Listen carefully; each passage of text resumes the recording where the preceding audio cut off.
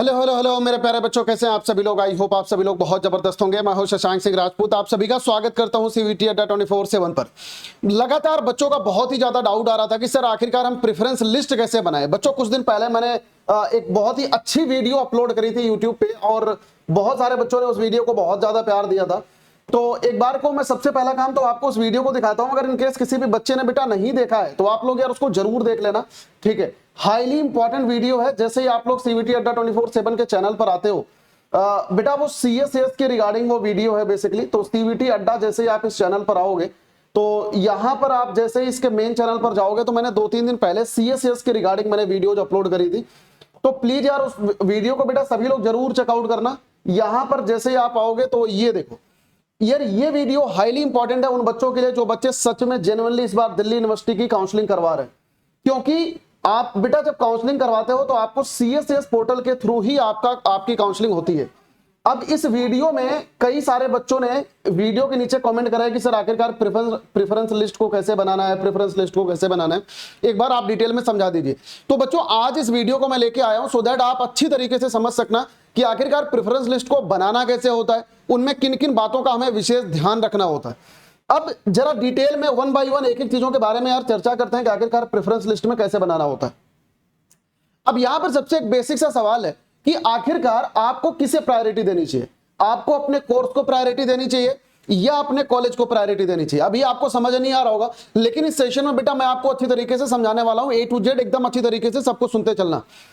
देखो, मेरे हिसाब से ना बेटा आपको हमेशा कोर्स को प्रायोरिटी देनी चाहिए। रीजन उसके पीछे का ये है, अब मान लो कि अगर मुझे फिजिक्स पढ़ने में एकदम मजा नहीं आता और मैंने अपने नंबर के हिसाब से, मान लो मेरे को फिजिक्स ही मिल रही है, मुझे मैथ नहीं मिल रही है और मैंने कॉम्प्रोमाइज करके लेट से मैंने फिजिक्स ले लिया, तो आगे आने वाला पूरा करियर आपका हेल हो जाता है। क्योंकि आपको कोई 1-2 साल नहीं काटना बेटा, उस पर आपकी ग्रेजुएशन की डिग्री डिपेंड करती है। आप समझ पा रहे हो बात को। आगे देखो, मैटर ये नहीं करता कि आपने किसी कोर्स में एडमिशन ले लिया, मैटर ये करता है कि उसमें आपको सच में मजा भी आ रहा है कि नहीं आ रहा है। ये मैं उन बच्चों के लिए बता रहा हूं जिन बच्चों के लिए प्रोग्राम मैटर करता है। कई सारे बच्चे ऐसे होते हैं, उनको भैया बस सिर्फ और सिर्फ यूनिवर्सिटी का टैग चाहिए होता है, चाहे हम किसी भी प्रोग्राम में घुस जाएं, बस हमारे को एक अच्छी डिग्री मिल जाए, बस उन्हें कॉलेज डिग्री से मैटर होता है, उन्हें प्रोग्राम से मैटर नहीं होता। लेकिन आपको मैं बेटा सच बता रहा हूं, जो आपकी जिंदगी डिपेंड करती है ना, वो प्रोग्राम पर डिपेंड करती है, वो बेसिकली कोर्स पर डिपेंड करती है, ज्यादा कॉलेज पर डिपेंड नहीं करती। तो जब भी प्रायोरिटी देने की बात आए, हमेशा आपको अपने प्रोग्राम को प्रायोरिटी देना है, कॉलेज को प्रायोरिटी नहीं देना। मान लो अगर आपकी पसंदीदा ब्रांच, आपका पसंदीदा प्रोग्राम किसी लोअर ग्रेड की यूनिवर्सिटी में भी मिल रहा है, आप वहां पर चले जाओ, क्योंकि आगे अगर आपको उसमें मजा आएगा ना तो आप दूसरा कोई पेपर देके आप किसी दूसरे कॉलेज, अच्छे कॉलेज में जा सकते हो। कई सारे बच्चों को मैंने पहले टाइम पे देखा हुआ है, किसी को बीएससी स्टैट्स मिल गया, उन्होंने उस प्रोग्राम को छोड़ दिया, 1 महीने बाद किसी बच्चे को सीएससी मिल गए, उन्होंने उस प्रोग्राम को छोड़ दिया। तो बेटा आप इस चीज को थोड़ा सा सोचना कि आखिरकार आपका पसंदीदा प्रोग्राम क्या है। तो यहां पर मैंने आपको डिटेल में समझा दिया किसे प्रायोरिटी देनी चाहिए। अब यहां पर आपको करना क्या है बेटा, सबसे पहला काम जो तुम्हारे को ये करना है कि आप अपनी जो यूनिवर्सिटी है वो सिलेक्ट करो और अपना प्रेफर्ड प्रोग्राम सेलेक्ट करो। जैसे मान लो तुम्हारे को अच्छा लग रहा है, लेट्स से फॉर एग्जांपल, मान लो तुम्हारे को मजा आ रहा है कि बीएससी मैथ मुझे पढ़ना है, उसके बाद मुझे बीएससी फिजिक्स करनी है, उसके बाद बीएससी केमिस्ट्री करनी है। तो सबसे पहला काम आप अपने प्रोग्राम की प्रेफरेंस बनाओ कि आखिरकार आपको करना क्या है। समझ रहे हो, इसमें 1 2 3 इस तरीके से आप अपना प्रेफरेंस बनाओ कि आखिरकार किसे क्या करना है। चौथे नंबर पर मान लो बीएससी स्टैट्स रख दे रहा हूं मैं, ठीक है, ये मैं फॉर एग्जांपल बता रहा हूं। 5वें नंबर पर मान लो यहां पर बीएससी सीएससी रख दे रहा हूं मैं, सीएस रख दे रहा हूं, ठीक है। तो इस तरीके से सबसे पहला काम आपको करना क्या है, प्रोग्राम की प्रेफरेंस लिस्ट बनानी है। आखिरकार हमें करना क्या है। अब तुम्हें क्या करना है, जो ये प्रोग्राम है, अब ये रिसर्च करो कि आखिरकार ये कौन कौन से कॉलेजेस में अवेलेबल है। ये रिसर्च करो कि आखिरकार कौन कौन से कॉलेजेस में एलिजिबल है। अब मान लो कि ये कॉलेज यहां पर डीयू आता है, इसके बाद यहां पर बीएचयू आता है, ठीक है, इसके बाद यहां पे आगे कुछ भी जेएमआई आता है या व्हाटएवर कुछ भी जेएनयू आता है, ठीक है, लेट्स एग्जांपल। अब यहां पर ये सोचो कि आपकी सबसे पहली पसंदीदा यूनिवर्सिटी कौन सी है। कई सारे बच्चों का हो सकता है कि बीएचयू हो, कई सारे बच्चों का हो सकता है डीयू हो, कई सारे बच्चों की हो सकता है जेएमआई हो। तो यहां पर सबसे पहला काम, एक बार आप कॉलेज सोच लो कि आखिरकार कौन कौन से कॉलेज को टारगेट करना है। लेकिन बेटा प्रायोरिटी आपको किसे देनी है, प्रायोरिटी आपको हमेशा अपने प्रोग्राम को देनी है। अपने प्रोग्राम की इस तरीके से प्रेफरेंस बना लो। अब प्रेफरेंस लिस्ट बनाते कैसे उसके बारे में अभी मैं आगे चर्चा करूंगा, लेकिन उसके पहले कुछ एक बातें और समझ लो। Prioritize the college as per your research. तो मैंने आपको पहले ही बताया कि आप अपने कॉलेज को प्रायोरिटी दे लो, कि आखिरकार सबसे पहले पे डीयू, उसके बाद बीएचयू, ठीक है। तो अब देखो ऑब्वियस सी बात है, इन सब की काउंसलिंग आप जब कराओगे बेटा तो अलग अलग फीस लगेगी, अलग अलग पोर्टल है। जैसे डीयू का CSAS है, इस पर मैंने डिटेल में वीडियो बना दी है। बीएचयू का बीएचयू एडमिशन करके इस पर जल्दी आ जाएगी वीडियो। तो इस तरीके से सबका अपना अपना अलग अलग पोर्टल है, तो आपको इन पोर्टल पर जाके काउंसलिंग करानी होती है।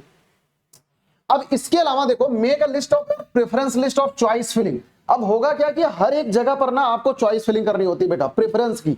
अब आपको यहीं पर क्या करना, अपने प्रोग्राम की लिस्ट बनानी, 1 2 3 4 5 6 इस तरीके से।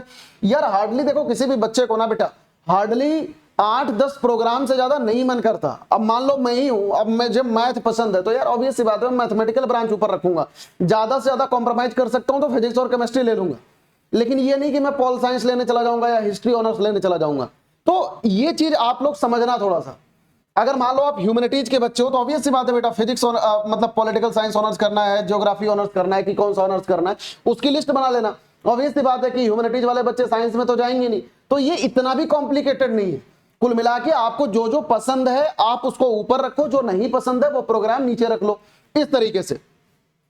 अब यहां पर मैं आप लोगों को बेटा एक बहुत ही ना डिटेल बात समझाना चाहता हूं, जरा समझना कि आखिरकार आपको करना कैसे होता है। देखो, अब मान लो सबसे पहला काम आपने डीयू को सिलेक्ट कर लिया। अब जब डीयू की काउंसलिंग होगी CSAS की, अब यहां पर आपको करना क्या रहेगा, प्रेफरेंस लिस्ट भरना रहेगा। यहां पर आपको प्रेफरेंसेस भरने रहेंगे। अब मान लो आपने डिसाइड कर लिया कि मुझे 1 2 3 4 नंबर पर प्रोग्राम कौन सा रखना है, ठीक है। अब मान लो लेट से मैं साइंस का बच्चा हूं तो मैं साइंस के हिसाब से आपको साइंस का एक एग्जाम्पल लेके समझाता हूं। अब मान लो मेरी जो पहली चॉइस है वो है सर BSc फिजिक्स, ठीक। दूसरी चॉइस है सर BSc केमिस्ट्री। तीसरी चॉइस है सर BSc मान लो मैथ। उसके बाद सर चॉइस है लेट से BSc स्टैट, और उसके बाद मान लेते हैं कि BSc CS, ठीक। उसके बाद यार बाकी सारी मतलब BSc इन लेट से BSc bio medical and all जो भी है, ठीक है। तो इस हिसाब से मैंने क्या करा, प्रोग्राम की लिस्ट बना ली। अब यहां पर एक चीज समझना बेटा, हर एक प्रोग्राम के हिसाब से हर एक कॉलेज अलग अलग वेरी करता है। अब जैसे मान लो BSc फिजिक्स है तो फिजिक्स का सबसे top notch college Delhi university का कौन सा है, हंसराज है। उसके बाद दूसरे नंबर पर कौन सा है, हिंदू है। तीसरे नंबर पर मान लेते हैं किरोड़ीमल है, ठीक। उसके बाद चौथे नंबर पर सेंट स्टीफन है। तो इस तरीके से हम क्या करेंगे, हर एक प्रोग्राम के हिसाब से यहां पर कॉलेजेस अलग अलग होंगे। सेम इसी तरीके से केमिस्ट्री का भी कॉलेज अलग अलग होगा, टॉप 5 यहां पर देखो, ठीक। सेम इसी तरीके से बेटा मैथ का भी टॉप 5 अलग होगा। ये सारे अलग अलग होंगे। आप इनको करोगे कैसे, मैं अभी आपको समझाता हूं और अच्छे से। सेम इसी तरीके से मैथ का भी 5 कॉलेज उठाओ। सेम इसी तरीके से स्टैट्स का भी जो भी ऊपर के 3-4 कॉलेजेज है इनको उठाओ। सेम इसी तरीके से CS के भी ऊपर के 3-4 कॉलेजेज उठाओ इस तरीके से। सेम इसी तरीके से BSc बाकी आगे बने। तो आप समझ रहे हो मैं क्या कह रहा हूं। सबसे पहला काम, जैसे आपने BSc फिजिक्स भरा, अब भरोगे BSc physics Hansraj, BSc physics Hindu, BSc physics Kirorimal, BSc physics saint Stephen.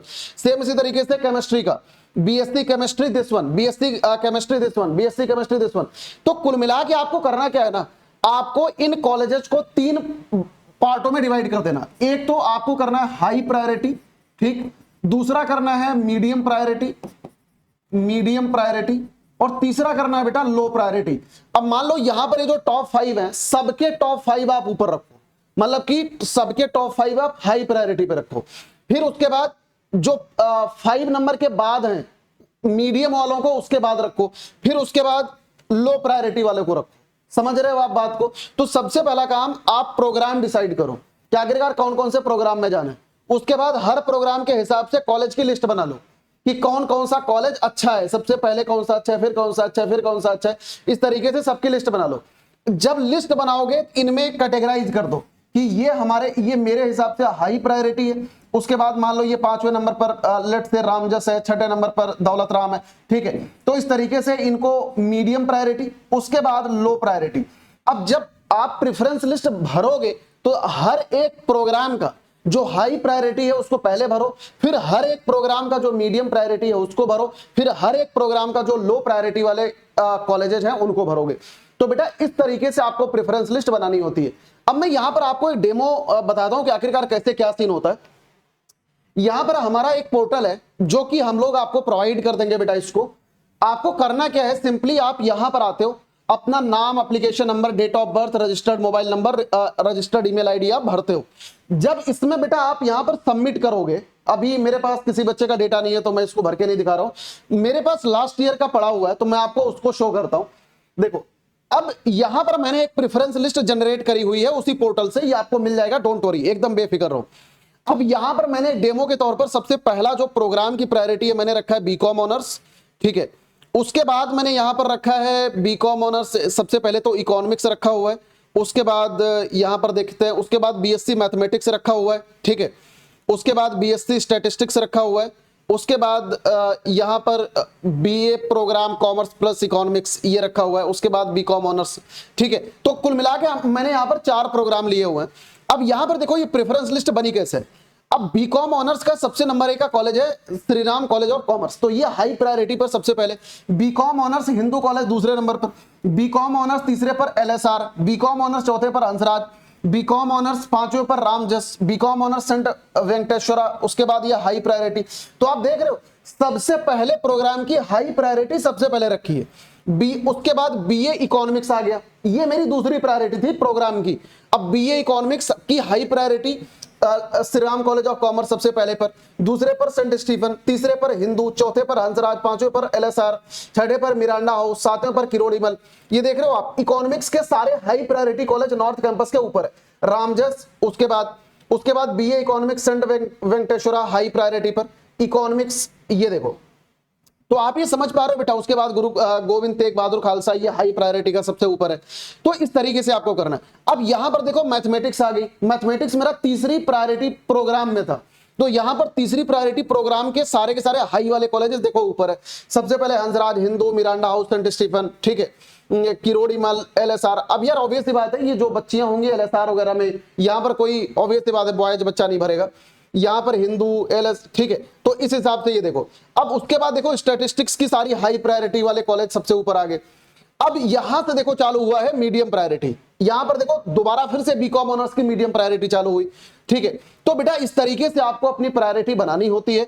अब प्रायोरिटी बनाते समय किन बातों का विशेष ध्यान रखना है, एक बार जरा उसको ध्यान से सुन लो, कुछ एक मेरी सजेशन है।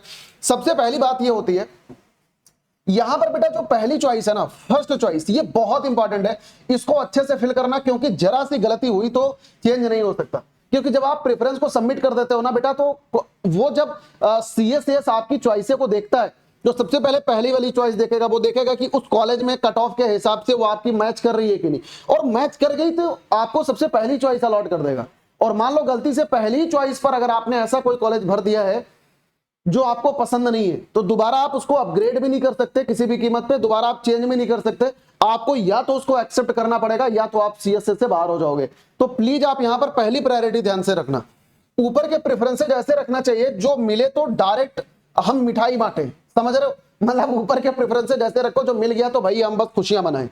हमेशा कोर्स को ही प्रायोरिटी दो, क्योंकि कोर्स खराब होगा तो कॉलेज छोड़ दोगे। कई सारे बच्चों का मैंने बेटा पहले टाइम पे देखा, जिनका कोर्स खराब है उन्होंने कॉलेज छोड़ दिया है। कोर्सेज से ही लाइफ चलती है, कोर्सेज को ही प्रायोरिटी पर सोच लो अच्छे से, क्योंकि कोर्सेज से ही हमारी जिंदगी चलती है। जरा सी गलती काउंसलिंग से बाहर कर देती है। ध्यान रखना, कोई भी डाउट हो अपने मेंटोर से पूछते रहना। बेटा अलग अलग सेशन लेके हम खुद आएंगे, और बाकी जो आपके सीनियर्स हैं, बाकी जो भी आपके दोस्त यार हैं, उनसे आप अच्छी तरीके से पूछते रहना। प्रायोरिटी पर अच्छे से रिसर्च कर लेना, क्योंकि बाद में मनचाहा कोर्स नहीं होता तो सिर्फ रोना आता है। क्योंकि प्रायोरिटी ना बेटा बहुत बड़ी चीज होती है। कई सारे बच्चों को हमने प्रीवियस टाइम में देखा है, पिछले 2 सालों में डीयू में, मतलब जो प्रायोरिटी को अच्छे से भरता है ना, मतलब लोअर नंबर होने के बावजूद भी उनको कॉलेज मिल जाता है। और कई सारे बच्चे मैंने ऐसे भी देखे हैं जो प्रायोरिटी सही ढंग से नहीं भरते, उनका अच्छा खासा नंबर आने के बावजूद भी ढंग का कॉलेज नहीं मिलता। तो प्रायोरिटी सबसे इंपॉर्टेंट चीज है बेटा। अगर आप किसी भी कॉलेज की काउंसलिंग करा रहे हो तो अभी आपके पास सॉलिड टाइम है, रिसर्च करना चालू कर दो। इसी वजह से सारी वीडियोज में सब इतनी पहले बना रहा हूं।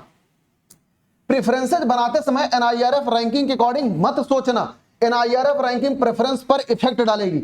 ये पता, ये आपको आधी जनता बोलेगी कि एनआईआरएफ रैंकिंग के हिसाब से प्रेफरेंसेज बना लेना।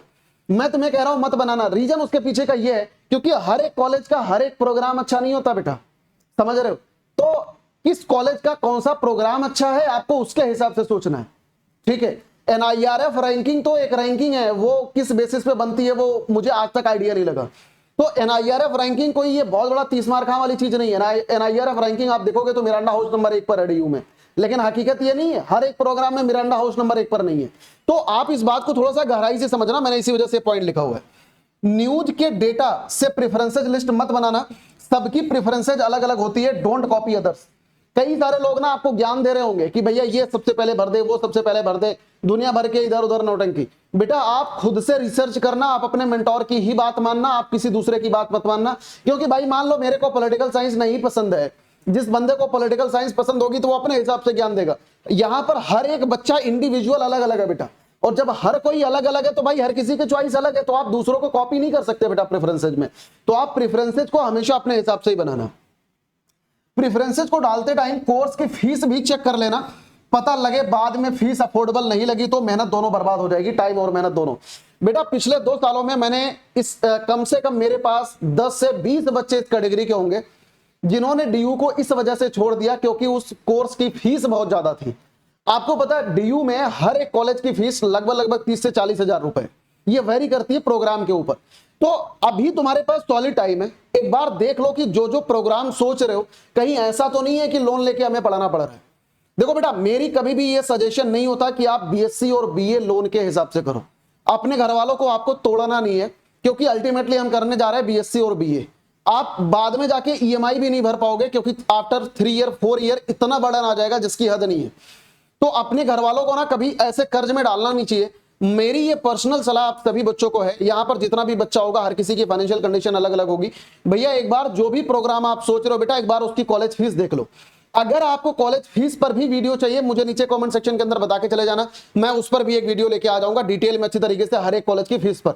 लेकिन कॉलेज की फीस सोचकर ही बेटा आपको आगे प्रोसीड करना है, क्योंकि पता लग रहा है 1 महीने तुम इसमें भी अपना टाइम खराब कर रहे हो, इसके चक्कर में कहीं और भी एडमिशन नहीं लिया, वहां का भी एडमिशन गायब हो गया और यहाँ का भी गायब हो गया, बाद में पैसे ज्यादा लगे। तो थोड़ा सा ये जो अभी रिजल्ट आने और CSS पोर्टल में कम से कम अभी 15 से 20 दिन का टाइम है, तब तक आप इस चीज को ना एक बार अच्छी तरीके से सोच लो कि कौन कौन सा प्रोग्राम करना। वेल रिसर्च कर लो बेटा इस चीज पे, अच्छी तरीके से रिसर्च करोगे अच्छे कॉलेज में पहुंचोगे, अपने मनचाहा कॉलेज में पहुंचोगे और कोई गलती नहीं होगी। ऑन द स्पॉट करोगे बेटा गलती होने के पूरे चांसेस है। और एक चीज और है यार, नीचे कमेंट सेक्शन में ये भी बता के जाना कि ये पोर्टल चाहिए कि नहीं आप लोगों को, ठीक है।